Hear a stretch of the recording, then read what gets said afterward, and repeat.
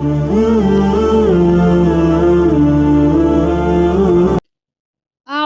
بالله من الشيطان الرجيم بسم الله الرحمن الرحیم۔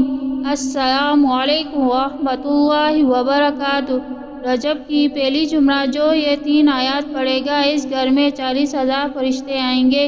حضرت ابن عباس رضی اللہ تعالیٰ عنہ سے روایت کیا ہے کہ جو شب مغرب کی نماز میں یہ 3 آیات پڑھے گا تو اس کی طرف اللہ تعالیٰ 40,000 فرشتے نازل فرمائیں گے۔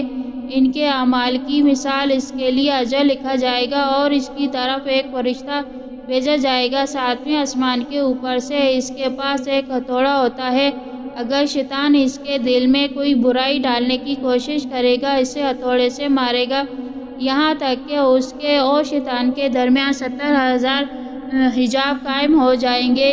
جب قیامت کا دن ہوگا اللہ تعالیٰ فرمائیں گے میں تیرا رب ہوں اور تو میرا بندہ ہے، میرے سائے میں چلا جا، کوثر میں سے پی لے، سلسبیل میں سے نہا لے اور بغیر حساب اور عذاب کے جنت میں داخل ہو جا۔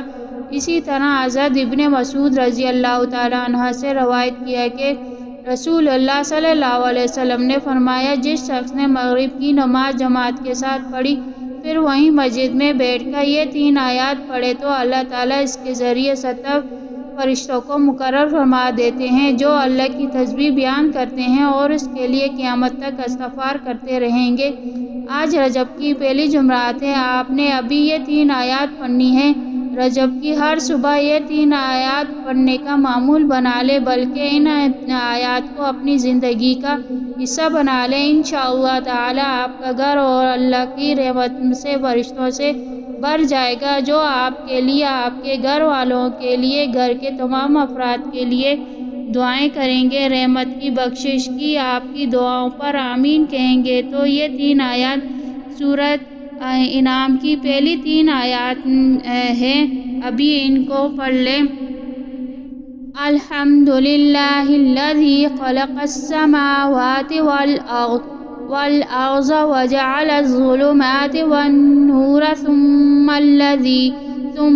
الذی کفروا بربهم يعدلون وهو الذی خلقکم من طین ثم قضى